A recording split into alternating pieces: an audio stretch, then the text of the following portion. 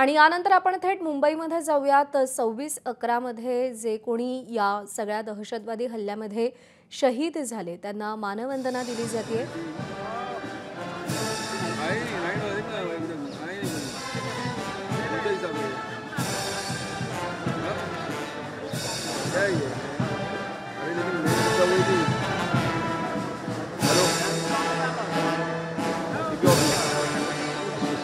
November 2008 मुंबईवर झालेला तो दहशतवादी हल्ला ही मुंबईच्या उरातली जखम आहे जी भरून येणं शक्य नाहीये। अनेकांनी आपले नातेवाईक गमावले, कित्येक पोलीस अधिकारी यामध्ये जखमी झाले, मृत्युमुखी पडले। त्या सगळ्या शहीदांना ही मानवंदना दिली जाते।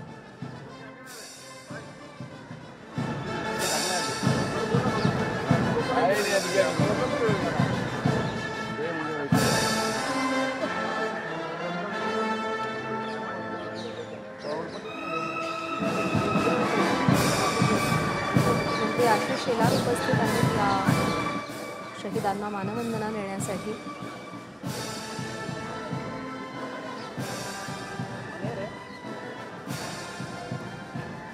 निलेश बुधावले आपले प्रतिनिधी आपल्या सोबत आहेत। निलेश, प्रज्ञा, 26 नोव्हेंबर 2008 रोजी मुंबईवर दहशतवादी हल्ला झाला होता। लष्कर-ए तोयबाच्या प्रशिक्षित 10 अतिरेक्यांना मुंबईतल्या अनेक ठिकाणी हल्ला केला होता। याच्यामध्ये आपल्या साधारणपणे 160 निष्पाप नागरिकांना आपला जीव गमवावा लागला होता आणि त्यानंतर या घटनेनंतर त्या दहशतवाद्यांना कंठस्नान देखील घालण्यात आलं होतं। अनेक पोलीस अधिकारी किंवा पोलीस कर्मचारी देखील याच्यामध्ये शहीद झाले होते आणि आज या घटनेला जवळपास 17 वर्ष पूर्ण होत आहेत आणि या निमित्तानं मुंबईच्या सीपी ऑफिसमध्ये एका कार्यक्रमाचं आयोजन करण्यात आलेलं आहे। सर्व मृतांना श्रद्धांजली कार्यक्रमाचं या ठिकाणी आयोजन करण्यात आलेलं आहे। थोडीच वेळात या कार्यक्रमासाठी मुख्यमंत्री देवेंद्र फडणवीस, पोलीस महासंचालक रश्मी शुक्ला हे उपस्थित राहतील। या निमित्तानं सर्व जे नातेवाईक आहेत, सर्व शहीद झालेले जे पोलीस अधिकारी कर्मचारी आहेत त्यांना देखील या ठिकाणी निमंत्रित करण्यात आलेलं आहे। मुंबईतील सर्व वरिष्ठ पोलीस अधिकारी या कार्यक्रमासाठी उपस्थित आहेत आणि थोड्याच वेळात या कार्यक्रमाला सुरुवात होताना दिसेल। हा श्रद्धांजलीचा कार्यक्रम आहे, यासाठी आता पथसंचलन पोलिसांचं सुरू असल्याचं आपल्याला पाहायला मिळत आहे। प्रज्ञा, निलेश, धन्यवाद दिलेल्या अपडेटसाठी।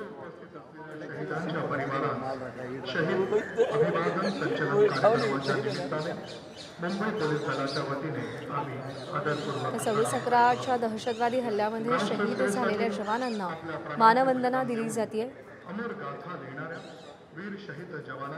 मुंबईवरचा दहशतवादी हल्ला अत्यंत भयानक होता।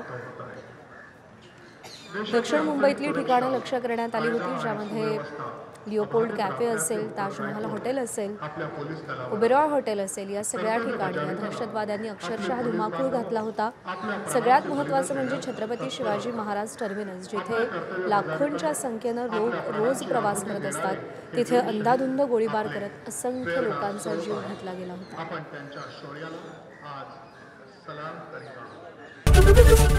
एबीपी माझा, उघडा डोळे बघा नीट।